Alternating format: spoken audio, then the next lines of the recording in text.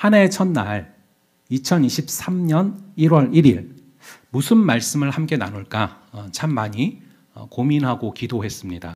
여러분, 성경 66권 중에서 가장 중요한 책이 무슨 책일까요? 물론 다 소중하고 의미가 있고 가치가 있는 책들입니다. 그런데 저한테 딱 한 권을 고르라고 한다면 저는 창세기를 고르지 않을까 싶어요. 물론 이제 사람마다 의견이 다양합니다. 이 종교개혁자 마르틴 루터 같은 경우는 이신칭의를 말하는 로마서가 가장 중요하다, 뭐 이런 이야기를 하는데, 여러분, 이신칭의의 모델이 어디에 등장하는지 아십니까? 바로 창세기에 등장합니다. 이 아브라함이 믿음으로 말미암아 의롭다함을 받는 그런 이신칭의의 모델이죠. 이처럼 창세기가 중요한 이유는 우주와 만물의 모든 기원들이 다 이 책에 나오고 있기 때문이죠. 이 우주의 기원도 나오고 만물의 기원도 나오고 심지어 저축의 기원도 이 창세기에 나옵니다. 저축의 기원이 어디에 나오냐면은 창세기 6장 21절에 보면 너는 먹을 모든 양식을 내게로 가져다가 저축하라. 이것이 너와 그들의 먹을 것이 되리라 라는 구절이 있어요. 저는 확신하건대 분명히 은행도 창세기를 읽다가 영감이 스치고 지나간 사람이 만들었을 거라고 짐작을 해요. 창세기가 이토록 중요한 것입니다. 우리의 믿음은 어디에서부터 시작을 합니까? 아까 여러분들이 예배를 시작하면서 한 고백에도 나오지 않습니까? 사도신경에 보면 정확히 나와요. 이 사도신경이 사도들의 신앙의 고백, 사도들의 믿음의 고백인데요. 사도신경의 가장 처음이 뭡니까? 전능하사 천지를 만드신 하나님 아버지를 내가 믿사오며, 이거죠. 이 천지를 창조하신 창조주 하나님, 여기서부터 바로 믿음이 시작을 하는 것입니다. 그래야 흔들리지 않을 수 있습니다. 기독교가 다른 종교에 비해서 우월하다라고 말을 할 때 그것은 기독교가 창세기를 갖고 있기 때문입니다. 물론 이제 불교 같은 경우도 굉장히 깊은 철학들을 갖고 있지만 창세기를 갖고 있지는 않습니다. 그래서 모든 만물이 어떻게 존재하게 됐는가를 물어보면 할 말이 없어집니다. 그냥 우연하게 존재하게 됐다 이러고 말죠. 하지만 기독교는 천지를 창조하신 하나님, 이 한마디로 모든 종교와 철학이 할 말을 잃게 만들어버리는 것이죠. 이처럼 창세기는 굉장히 중요한 책입니다. 이 성경 중에 성경은 창세기고, 창세기 중에 창세기 중에서도 가장 중요한 장이 창세기 1장이고, 창세기 1장 중에서도 오늘 저희가 읽은 1절부터 3절까지 굉장히 중요한 구절입니다. 이 1장 1절이 태초에 하나님이 천지를 창조하시니라 이건데, 이게 안 믿어지는 사람에게 로마서, 갈라디아서 아무리 가르쳐봤자 믿어지지가 않아요. 그런데 이 1장 1절의 창조주 하나님이 믿겨지기 시작하면 그 뒤의 내용들이 믿어지는 것은 시간 문제라고 할 수 있죠. 그리고 오늘 이어서 읽은 구절이 창세기 1장 2절과 3절 두 구절인데요. 저는 개인적으로 뭔가를 시작할 때, 일을 시작한다거나 만남을 시작한다거나 뭔가를 시작할 때 늘 이 두 구절을 붙들고서 기도하면서 시작을 합니다. 그래서 이 두 구절을 붙들고 뭔가를 시작할 때 이 두 구절이 주는 강력한 힘을 너무나 많이 체험하며 살아왔는데요.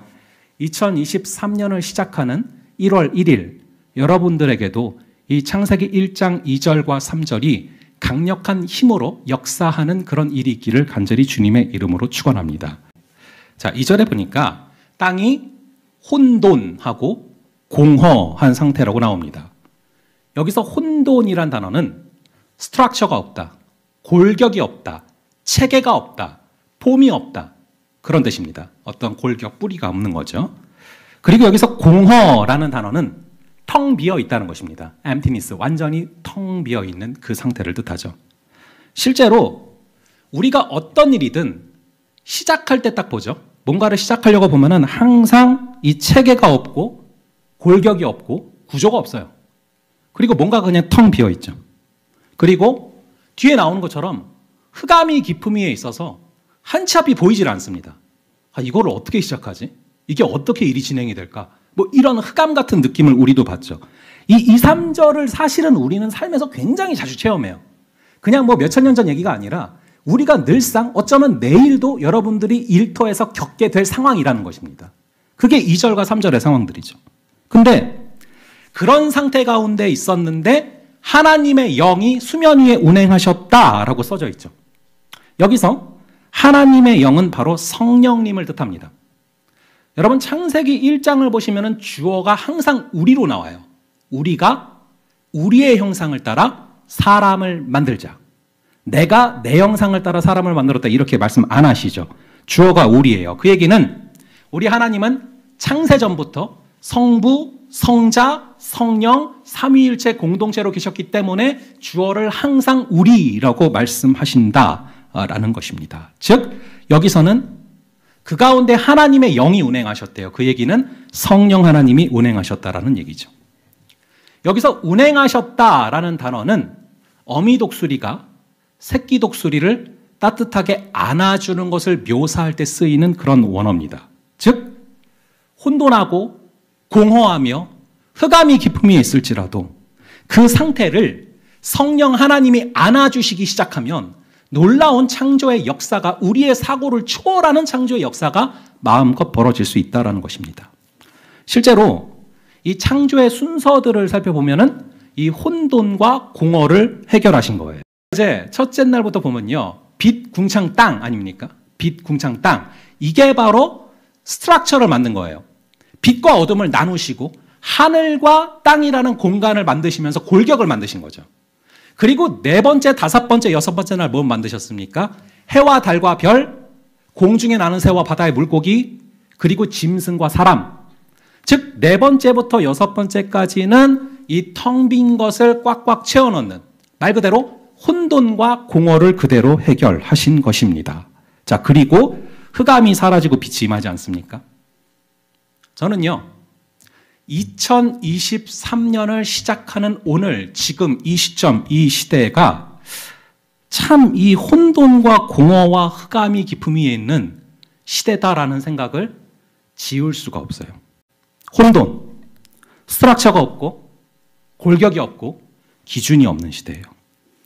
제가 여기로 오면서요, 버팀목 전세자금 대출이라는 걸 신청하게 됐는데, 전세 대출을 받는 과정에서 공부를 참 많이 하게 됐습니다. 이것저것 참 많은 공부를 하게 됐는데, 전세자금 대출을 받으면서 공부하면서 유튜브 검색도 참 많이 했어요. 근데 제가 가장 많이 검색해 본 단어가 뭔지 아십니까? 네 글자였어요. 전세 사기. 이게 계속 그걸 검색하게 되는 거예요. 왜냐하면은 은행에서 빌리니까 제 돈이 아니잖아요. 근데 그거를 만약에 누가 사기를 치면 이게 얼마나 눈앞이 캄캄해집니까?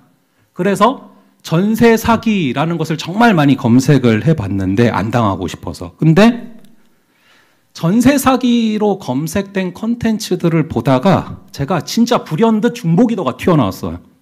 얼마나 딱한 처지가 많은지요. 어떤 신혼부부는 전세 사기를 당했어요. 신혼집을 구하는데. 그래서 2년 동안, 결혼한 이후로 지금까지 2년 동안 아직도 집에다가 짐을 풀지 못하고 있는 거예요. 이게 결혼하고 행복해야 될 시기에 얼마나 큰 비극입니까? 그리고 특히 사회초년생들, 딱 여러분 나이 또래, 26세 이상, 얼마나 피해자가 많은지 몰라요. 그걸 보면서요, 제가 얼마나 가슴이 아팠는지 모릅니다. 아니, 여러분, 사회초년생들이 전세에 대해서, 전세 제도에 대해서 알면 얼마나 알겠습니까? 당연히 모르는 거죠. 뭐, 임차인이 뭐고, 임대인이 뭐고, 막 헷갈리잖아요, 당연히. 근데 조직적으로 전세 사기를 하려고 달려들면 대처할 방법이 없는 거예요. 그렇다고 월세로 살자니 이 전세 대출 이자보다 훨씬 월세가 세니까 또 전세를 안 살 수도 없고, 어떻게 살아가란 겁니까? 말 그대로 혼돈함 그 자체죠. 골격이나 기준이 없고요. 기준을 지키려고 들지를 않아요. 법은 상대적인 약자들인 사회초년생이나 뭐 신혼부부들에게 유리하지 않고요. 제정된 법을 우습게 보면서 사기를 칩니다. 말 그대로 혼돈한 2023년이죠.